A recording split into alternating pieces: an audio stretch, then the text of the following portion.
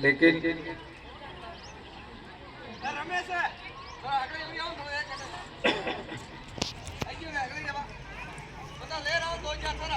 काल और परिस्थिति कब क्या करती है वो समय के सामने कोई टिक नहीं पाता है।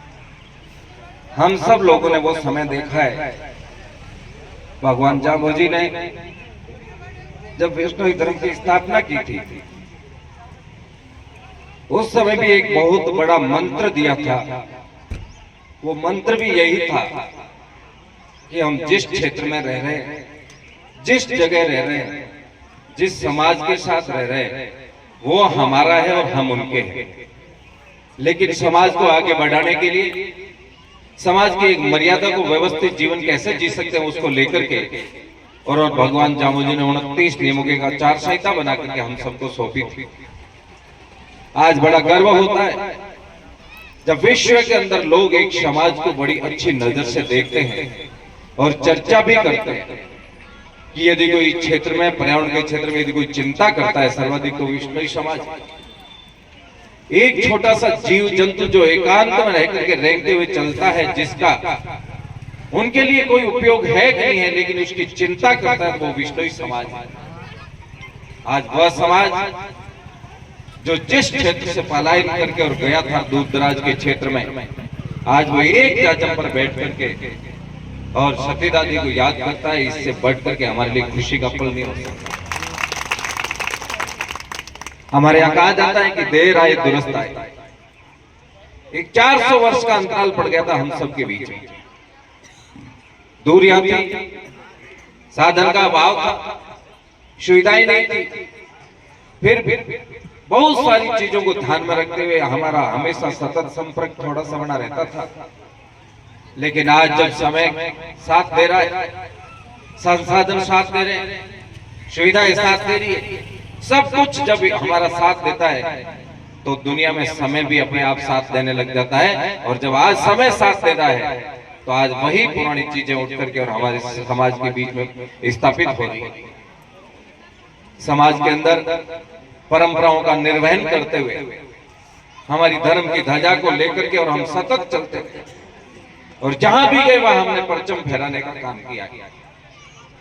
अभी माननीय बेनीवाल साहब कह रहे थे एमएलए साहब के लिए कि हमारी ये राजधानी है, हमारा ये क्षेत्र है जहां से हम उठे हैं, जहां हमारा स्थापना हुई है, हमारे धर्म की स्थापना हुई है। गुरु महाराज जाम्बोजी स्वयं इस स्थान पर आए हैं और यहाँ आकर के और धर्म के बारे में हम सबको आचार संहिता के बारे में जीवन जीने की बातें बताई।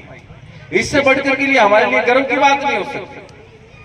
लेकिन आज जिस क्षेत्र में भी हम रह रहे हैं, जहां रह रहे हैं, वहां बड़ी ठाट और बाट के साथ रह रहे हैं, समाज का नाम रोशन करते हुए रह रहे हैं, समाज की मर्यादाओं के साथ रह रहे हैं। जहां भी गए, जिस क्षेत्र में गए, वहां हमेशा कभी भी मायूस होकर के नहीं लौटे। हम जिस क्षेत्र में रहे वहां दबंगाई के साथ रह रहे हैं।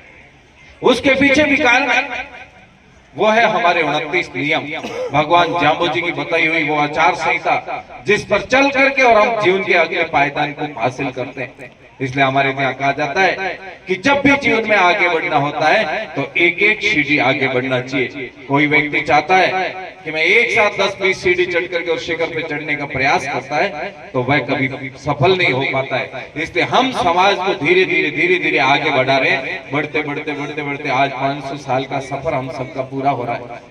हमने समाज में क्या पाया, क्या खोया, जब हम समाज की जाजम पर बैठते तो इसका लेखा जोखा अवश्य करना चाहिए। लेकिन अब आज जो समाज की स्थापना और समाज की जो सती दादी का जो एक मेल और जोल और जागरण का जो कार्यक्रम था, ये कार्यक्रम अविस्मरणीय कार्यक्रम है, अद्भुत कार्यक्रम है।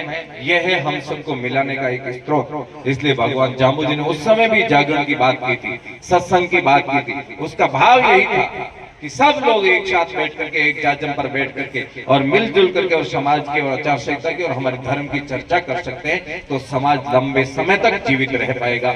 आज हम सब लोग जिस समाज को लेकर के बैठे, समाज की मर्यादाओं को लेकर के बैठे, परिवारों को लेकर के बैठे, इन सब के बारे में हम सबको अध्ययन करना चाहिए।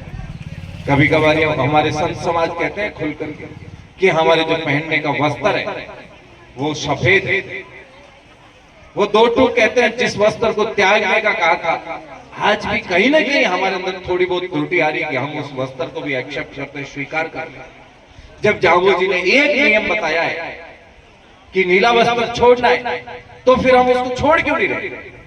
29 नियम है, एक केवल कपड़ा त्यागने से हमें एक नियम की पालना हो सकती है, तो फिर हम उस कपड़े को क्यों नहीं छोड़?